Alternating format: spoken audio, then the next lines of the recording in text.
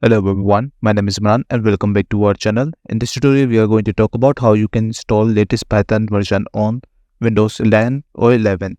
It's the same process for both, so let's get started. First of all, you need to search Python download on Google, and the first link you would see something like this. Just click on this version. Once you end up over here, you just need to click on download Python.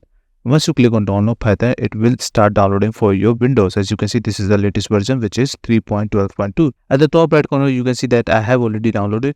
So I'm going to install that. Once you open your Python, you will end up over here. You just need to click on custom installation. After that, check all of this. Make sure to check all of this. Click on next and make sure to click on install Python and click on add Python to environmental variables. Click on install. Let's wait for a while and let's see that it is installing right now.